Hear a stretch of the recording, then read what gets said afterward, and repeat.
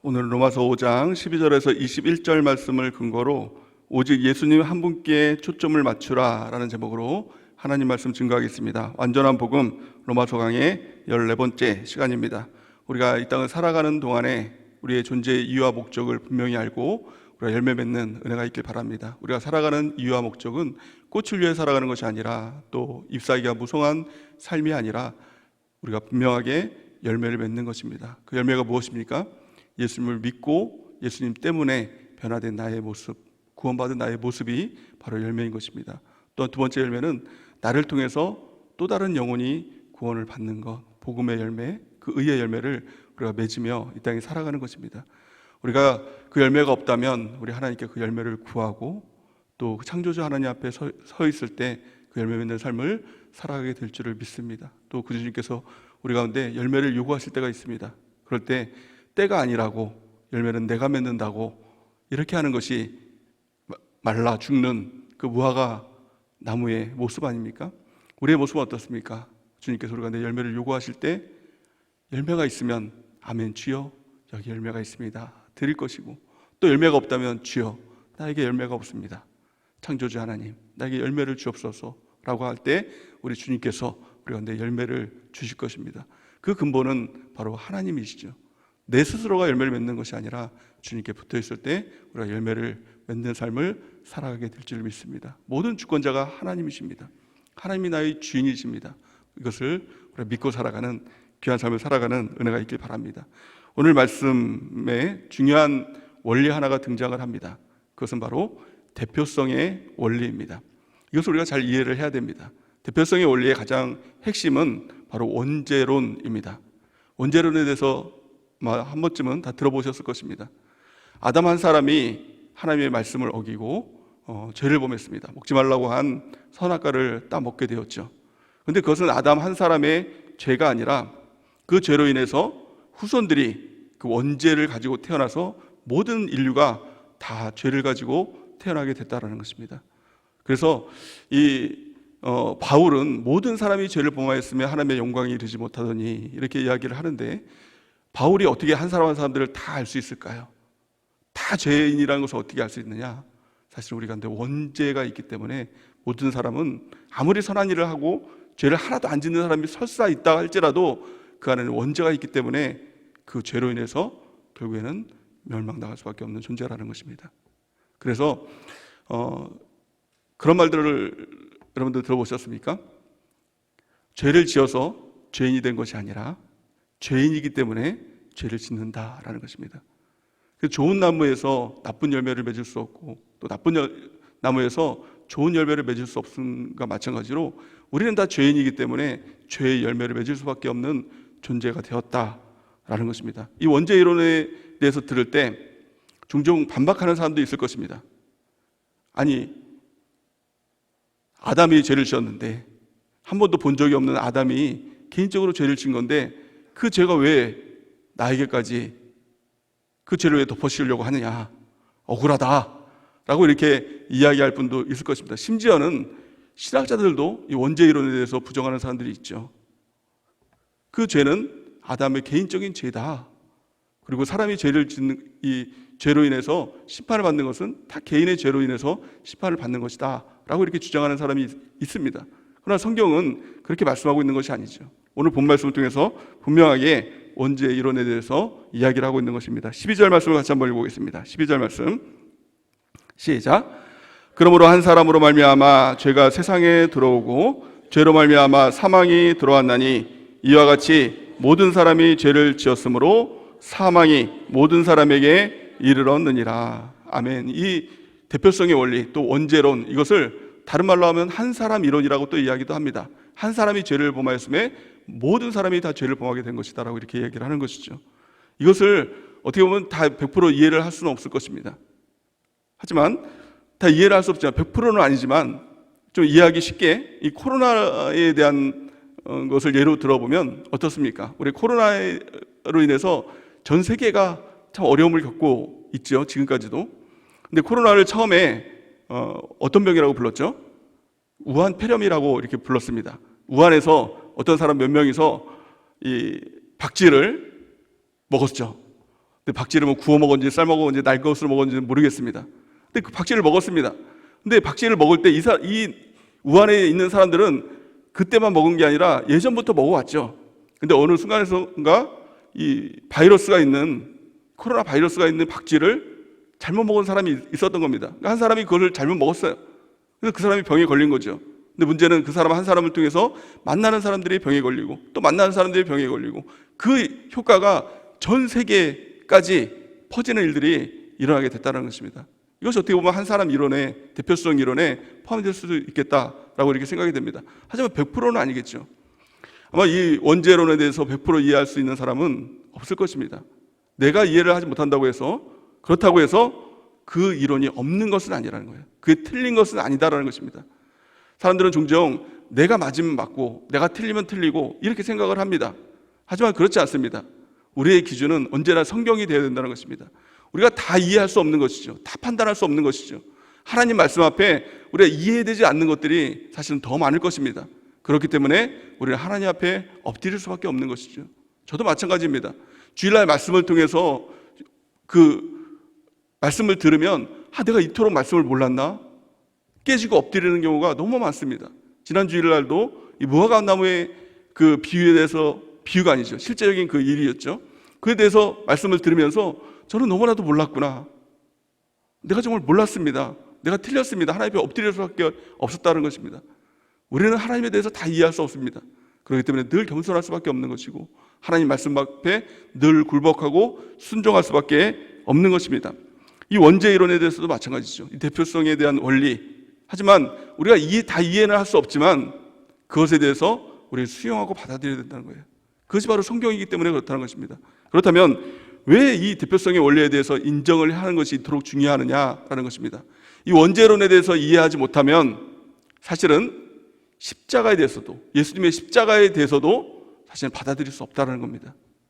대표성의 원리라는 것은 원죄 이론뿐만이 아니라 예수님의 십자가 그 사건 또한 대표성의 원리가 된다는 것입니다. 예수님께서 십자가를 통해서 죄를 이기셨습니다. 승리하셨습니다. 그리고 나서 우리에게 구원을 주셨습니다. 예수님 한 분이 의인이 되었다는 것입니다. 이전까지는 의인이 한 사람도 없었습니다. 근데 예수님께서 완전하게 의인으로 이 땅에 오셨죠. 100% 사람으로 100% 하나님으로 이 땅에 오셨다는 것입니다. 그분이 의인이 되심으로 말미암아 또 십자가를 통해서 그 죄의 문제를 해결함으로 말미암아 의라는 것이 생겨난 것입니다. 그래서 그 의가 또한 전가되는 것입니다. 이 죄로 인해서, 아담의 죄로 인해서 죄가 전가된 것과 마찬가지로 예수님의 십자가의 그 의를 통해서 십자가를 믿을 때, 예수님을 믿을 때 그 의가 우리에게 전가가 되는 겁니다. 그래서 내가 의인이 되는 것이죠. 또 마찬가지로 내가 의인이 될 때 내가 대표가 돼서 대표성의 원리 가운데 나를 통해서 또 다른 영혼이 의인이 되는 역사가 나타나게 되는 것입니다. 이게 뭐예요? 이게 열매죠. 그 열매를 복음의 열매, 또 의의 열매, 이렇게 이야기를 하는 것입니다. 오늘 15절 말씀을 같이 한번 읽어보기 원합니다. 15절 말씀 시작. 그러나 이 은사는 그 범죄와 같지 아니하니 곧 한 사람의 범죄를 인하여 많은 사람이 죽었은즉 더욱 한 사람의 은혜와 또 한 사람의 예수 그리스도의 은혜로 말미암은 선물은 많은 사람에게 넘쳤느니라. 아멘. 이것이 바로 십자가의 은혜, 예수님의 은혜라는 것입니다. 또한 사도행전 16장 31절 말씀에 보면 이렇게 말씀하고 있죠. 이르되 주 예수를 믿으라. 그리하면 너와 내 집이 구원을 받으리라. 아멘이십니까? 우리가 이 가족 문제를 놓고 하나님 앞에 많이 기도하는 경우가 많이 있죠. 자녀 문제를 놓고, 자녀가 예수님을 믿는 문제를 놓고 기도하는 경우가 참 많이 있습니다. 네, 성경의 답은 무엇입니까? 주 예수를 믿으라. 그러면 너와 내 집이 구원을 받는다. 내가 대표가 된다는 것입니다. 내가 예수님을 믿으면, 내가 예수님 앞에 바로 서면 나와 내 집이 구원을 받게 된다. 이것이 바로 복음의 열매, 의의 열매가 맺혀지게 된다는 것입니다. 성경은 열매를 복음의 열매라고 분명히 말씀하고 있습니다. 골로새서 1장 6절 우리 같이 한번 읽어보겠습니다. 시작. 이 복음이 이미 너희에게 이름에 너희가 듣고 참으로 하나님의 은혜를 깨달은 날로부터 너희 중에서와 같이 또한 온 천하에도 열매를 맺어 자라나는도다. 아멘. 우리가 예수님을 잘 믿어야 될 분명한 이유가 있는 것입니다. 그것은 나 혼자 예수님 믿고 천국 가는 것, 물론 이것도 너무 중요한 것이죠. 내가 예수님 믿고 지옥 가면 안 되잖아요. 예수님 안 믿고 지옥 가면 안 되잖아요. 예수님을 잘 믿고 천국 가는 것, 이것보다 중요한 것은 없는 것이죠. 이것보다 가치 있는 일은 없는 것이죠. 근데 그것보다 더 중요한 것이 있다는 것입니다. 내가 예수님을 믿어야, 내가 예수님을 잘 믿어야 내 자녀도 예수님을 잘 믿을 수 있다는 거예요. 내가 예수님을 잘 믿어야 내 주변 사람들도 예수님을 믿을 수 있다는 것입니다. 이것이 바로 복음의 열매가 맺혀질 수 있게 된다는 것입니다. 또한 반대로 말하면 우리가 죄를 짓지 말아야 될 분명한 이유가 있습니다. 어떤 사람은 죄 짓고 뭐 회개하면 되지, 하나님이 다 용서해 줄 텐데, 그래서 죄에 대해서 그렇게 쉽게 여기는 사람들도 있는 것입니다. 그러나 그렇지 않습니다. 나는 회개하면 그만이겠죠. 죄를 용서해 주실 수도 있겠죠. 근데 문제는 뭡니까? 죄를 지으면 죄의 열매가 있다는 것입니다. 내 죄가 자녀에게 전가가 되는 것이죠. 주변 사람들에게 전가가 된다는 거예요. 이게 바로 죄의 열매가 맺혀지게 되는 것이죠. 성경을 보면 아브라함이 이 아내를 팔아먹지 않습니까? 2번씩이나. 그게 아브라함이 어떻게 보면 죄성이죠. 그런데 참 희한하게도 이삭도 아내를 파는 일들이 생겨나게 되는 것입니다. 그것은 무엇을 얘기합니까? 죄의 정가성을 이야기하고 있는 것이죠. 또 과학적으로도 그것이 요즘 증명되는 것들을 볼 수가 있는 것이죠. DNA를 통해서 이 부모가 어떤 감정을 느끼면 그 자녀에게도 그 감정이 흘러가는 그런 것들을 과학적인 실험을 통해서 증명하고 있는 것입니다. 예를 들어서 부모가 영화관에서 공포 영화를 봅니다. 그래서 막 심장 박동수가 뛰고 맥박이 뛰죠. 근데 자녀들은 집에 있어요. 근데 자녀들에게도 동일하게 심장이 뛰고 맥박이 뛰는 그런 동일한 일들이 일어나는 것들을 과학을 통해서 증명하고 있는 것입니다. 마찬가지로 우리가 죄를 짓지 말아야 될 이유가 무엇입니까? 그것은 죄가 전가되기 때문에. 코로나의 질병이 어떻게 보면 참 영적으로 보여주는 그림자와 같다라는 생각이 들었습니다. 코로나도 마찬가지잖아요. 코로나 병에 걸리지 말아야 된다. 막 사람들이 그렇게 해서 마스크도 쓰고 막 사람 만나는 것도 주의하고 막 그렇게 했었죠. 그 근본적인 이유가 무엇이었습니까? 내가 코로나 걸리면 물론 내가 아프니까, 내가 힘드니까 코로나 걸리지 말아야지. 근데 그것은 두 번째 문제였잖아요. 내가 코로나 걸려서 자녀에게 옮길까 봐, 내가 코로나 걸려서 주변 사람들이 옮기면 이것보다 더 큰 문제는 없지 않습니까? 그러니까 내 스스로가 조심하는 것이죠. 죄의 문제도 마찬가지라는 겁니다. 죄에는 전염성이 있기 때문에 절대로 죄를 지어서는 안 되는 이유, 그것은 죄의 열매가 맺혀지기 때문에. 우리가 예수님을 잘 믿어야 될 이유, 그것 또한 믿음도 전가되고 열매가 맺혀지기 때문에 우리가 예수님을 잘 믿는 은혜가 있길 바랍니다. 또 죄는 정말 목숨을 걸고 끊어내는 은혜가 있길 바랍니다. 피 흘리기까지 싸워서 끊어내라 성경은 말씀하고 있죠. 죄의 열매들을 다 끊어내고 의의 열매를 맺는, 예수님을 잘 믿는 우리 모두가 되는 은혜가 넘치길 바랍니다. 또한요, 인생을 살면서 실제적으로 대표성의 원리가 적용되는 경우가 참 많이 있는 것을 우리가 볼 수가 있습니다. 예를 들어서 이제 12월 달 초가 되면 이제 월드컵 시즌이 되지 않습니까? 축구 좋아하시는 분들은 아마 굉장히 또 설레이고 아마 그럴 거라 생각이 됩니다. 우리가 축구를 하는 것을 보면 축구 대표팀이 이제 경기를 하죠. 일본이랑 한국이랑 축구 경기를 합니다. 그러면 한국이 이제 축구를 이겼어요. 그럼 사람들이 뭐라고 이야기를 합니까? 축구 대표팀들이 이겼다 이렇게 얘기하지 않고 이렇게 얘기합니다. 야, 우리가 이겼다 이렇게 얘기를 하죠. 왜 축구 대표팀이 이겼는데 우리가 이긴 것이 되는 것입니까? 그것이 바로 대표성의 원리 가운데 그런 것입니다. 대한민국이 승리했습니다. 대한민국, 그러면서 좋아하는 이유가 뭐예요? 그 대표성의 원리 가운데 한 가지인 것입니다. 또 한 가지 예를 들어보면 세계 2차 대전을 일으켰던 일본이 1945년에 연합군에게 항복을 하는 일들이 일어났습니다. 근데 일본 국민들이 다 항복하고 사죄를 한 것이 아니라 일본 왕이 그 연합군 앞에 항복을 선언하죠. 개인이 선언한 것입니다. 그러면 사람들이 천황이 항복했다라고 이야기를 하지 않고 일본이 항복했다라고 이야기를 합니다. 이게 바로 대표성의 원리가 되는 것이죠. 영적인 원리도 마찬가지인 것입니다. 예수님께서 십자가를 통해서 죄를 이기셨습니다. 또한 마귀를 이기셨습니다. 세상을 이기셨습니다. 근데 예수님 믿는 우리가 예수님이 승리하셨구나 라고 이야기를 하지 않고 우리가 승리했다라고 하는 것입니다. 근데 따지고 보면 예수님께서 십자가를 질 때 우리가 조금이라도 보태준 것이 있나요? 도움이 된 것이 있나요? 없죠. 심지어는 제자들마저도 다 뿔뿔이 흩어지고 베드로는 십자가 집을 안 낸다고 방해하고 태클 걸고 그러지 않았습니까? 그럼에도 불구하고 예수님께서 승리하셨을 때 우리 모두가 승리한 역사가 되는 것입니다. 그것이 바로 대표성의 원리가 된다는 것입니다. 예수님께서 이렇게 말씀하시죠. 요한복음 16장 33절 우리 같이 한번 읽어보겠습니다. 시작. 이것을 너희에게 이르는 것은 너희로 내 안에서 평안을 누리게 하려 함이라. 세상에서는 너희가 환난을 당하나 담대하라. 내가 세상을 이겼노라. 아멘. 예수님께서 세상을 이기셨습니다. 우리가 환난을 당할 때도 담대할 이유가 무엇입니까? 예수님의 승리가 나의 승리가 되기 때문에, 예수님께서 대표가 되셔서 그 승리를 통해서 우리가 승리한 것이 되기 때문에 우리가 담대할 수 있는 것입니다. 평안할 수 있는 것입니다. 그 어떤 마귀의 도전이 올지라도, 세상의 도전이 올지라도, 그 어떤 악한 날이 올지라도 우리는 능히 승리할 수 있는 것입니다. 그 이유가 무엇입니까? 예수님께서 승리하셨기 때문에, 대표 되신 예수님께서, 대장 되신 예수님께서 승리하셨기 때문에 그 승리가 곧 우리의 승리가 되는 것입니다. 그러므로 우리가 이 땅을 살아갈 동안에 어떻게 살아야 할까요? 대표성의 원리에 대해서 들었습니다. 원죄에 대해서도 알았습니다. 또 십자가의 그 승리를 통해서 우리가 승리했다는 것을 우리가 알았죠. 그러면 이 땅에 우리가 구체적으로 어떤 인생을 살아야 될까? 오늘 말씀은 두 가지로 분명하게 말씀하고 있습니다. 가장 첫 번째 중요한 것, 가장 핵심적인 것은 오직 예수님 한 분께 초점을 맞추면 된다. 그러면 구원받는다. 그러면 승리하는 삶을 살 수 있다라고 말씀하고 있는 것입니다. 그렇다면 구체적으로 예수님 한 분께 초점을 맞추는 삶이 무엇일까요? 그것은 가장 첫 번째 십자가에 초점을 맞추는 것입니다. 십자가에 집중하는 삶을 살아가는 것, 이것이 바로 승리의 삶인 것입니다. 예수님은 십자가를 통해서 승리하시고 십자가를 통해서 우리를 구원하셨다라고 분명하게 말씀하고 있는 것입니다. 오늘 본 말씀 15절 말씀을 다시 한번 읽어보겠습니다. 15절 말씀 시작.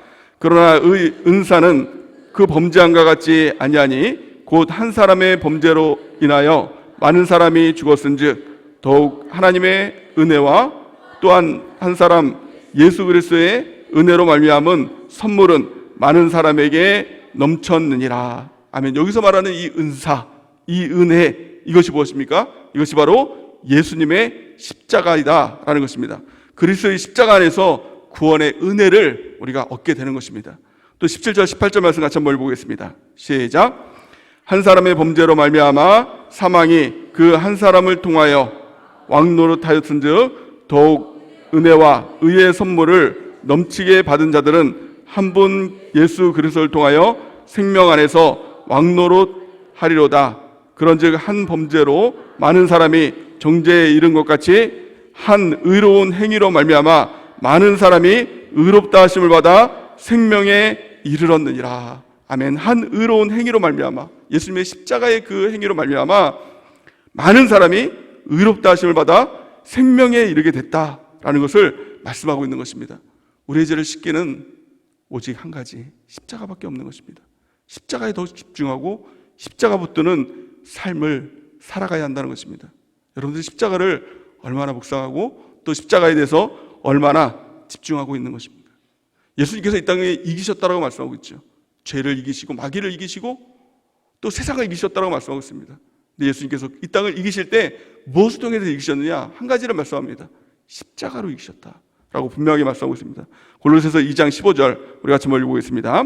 시작.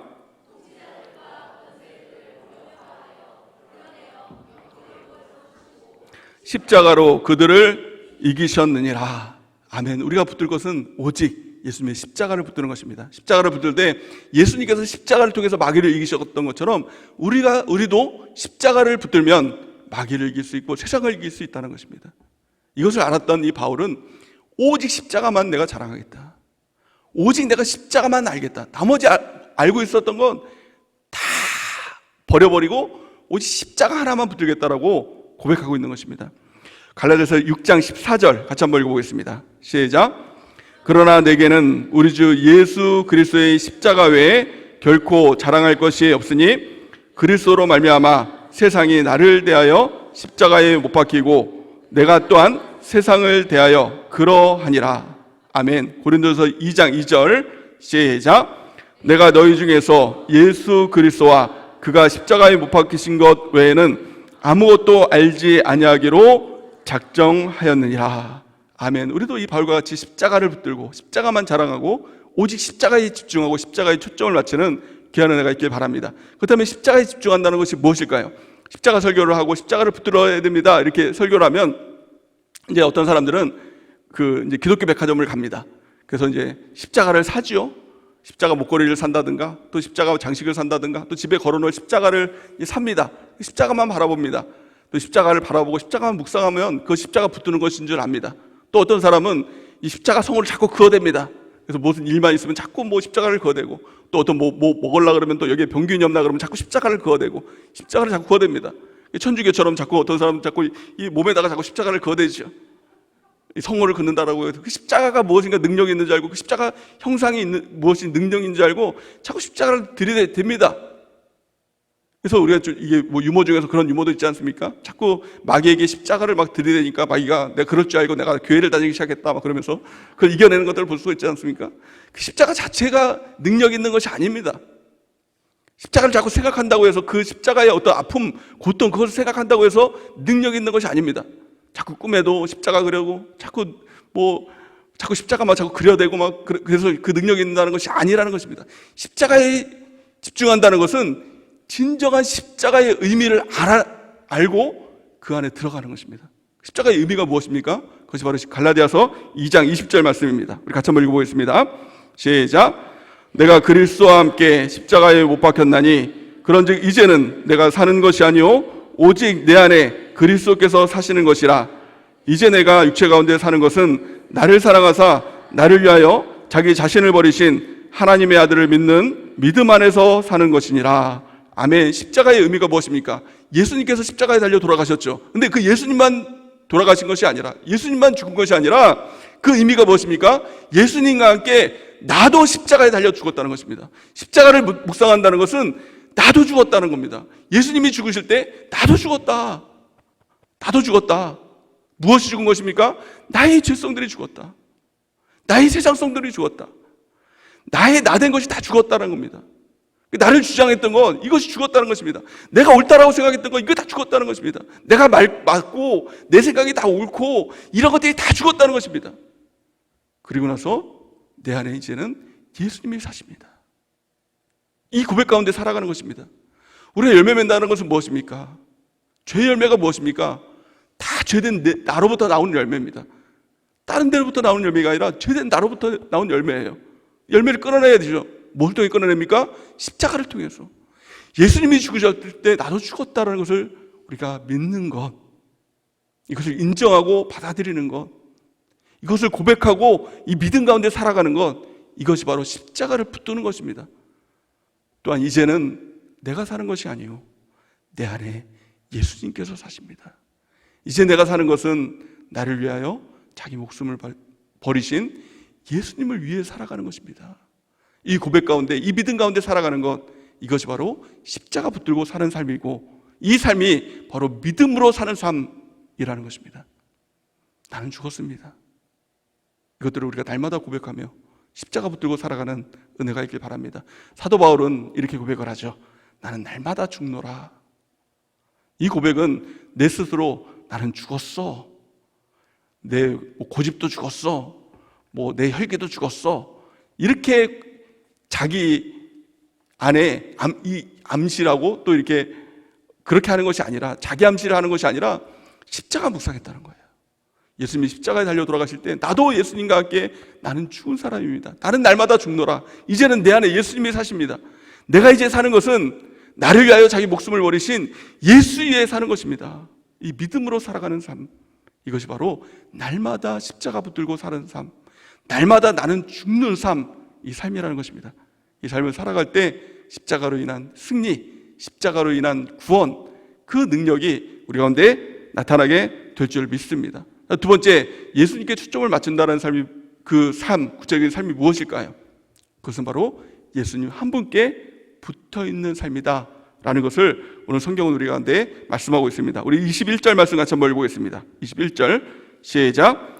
이는 죄가 사망 안에서 왕노릇한 것 같이 은혜도 또한 의로 말미암아 왕노릇하여 우리 주 예수 그리스도로 말미암아 영생에 이르게 하려 함이니라. 아멘. 우리가 영생에 이른다는 것은 천국에 이른다는 것이죠. 또 이 땅에서 영생을 이룬다는 것은 영원한 그 생명을 가지고 우리가 이 땅에 살아가는 것이죠. 그 천국의 삶은 천국에서 이루어지는 것이 아니라 이 땅에서도 이미도 이루어진 삶입니다. 영생의 삶이라는 것입니다. 이것을 신학적인 용어로 선제, 미리 하나님께서 주신 그 은혜다라는 것을 말씀하고 있는 것입니다. 하나님의 나라는 죽어서 천국에서만 누리는 것이 아니라 이미도 예수님을 믿는 순간 우리 안에서 이루어진 것입니다. 무엇을 통해 이루어졌을까요? 오늘 본 말씀 보니까 주 예수 그리스도로 말미암아 영생에 이르게 됐다. 내가 무엇을 해서 어떤 행위로 말미암아 이루어진 것이 아니라 오직 주 예수 그리스도로 말미암아 내가 영생을 받게 되었다는 것입니다. 그 주님과의 관계라는 것입니다. 예수님을 믿는 순간 주님께서 우리 안에 들어와 계셔서 나는 죽고 예수님이 내 안에 사시는 삶을 통해서 영생의 삶, 주님과 연관된 삶, 붙어있는 삶, 그 삶을 우리가 살아가게 되는 것입니다. 그리고 구원은 오직 예수 그리스도 한 분만을 통해서 하나님 나라에 이룰 수 있다. 아버지께 이룰 수 있다라고 예수님께서 우리 가운데 분명히 말씀하시죠. 요한복음 14장 6절 말씀을 같이 한번 읽어보겠습니다.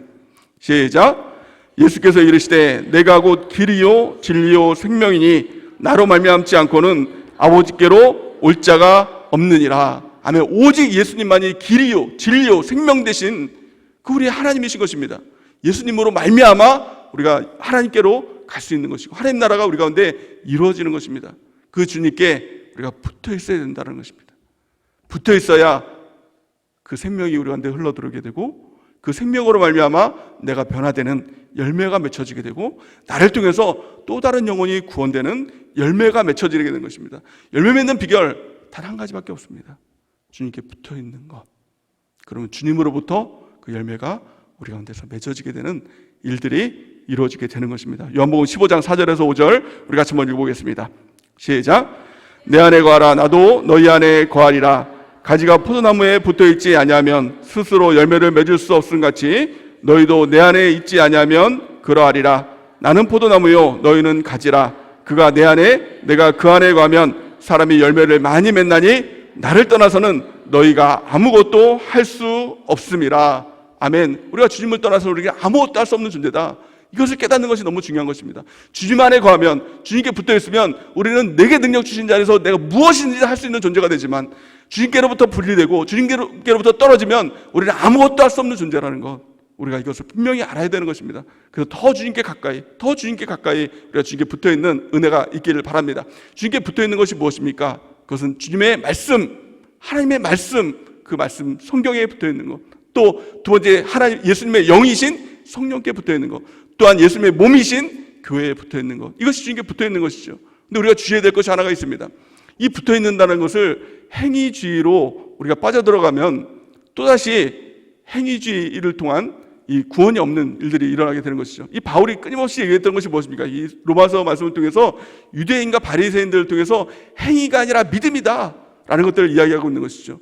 우리가 붙어 있는다는 것을 종종 이렇게 이야기를 합니다. 우리가 기도를 하고 또 큐티를 하고 믿음의 일기를 쓰는 것, 이것이 붙어 있는 것이라고 생각을 하죠. 물론 이 행위는 굉장히 중요합니다. 하지만 이 행위로 했다 해서 붙어 있고 또 안 했다 해서 떨어져 있다, 이거로 생각하면 이게 맞지 않는 것입니다.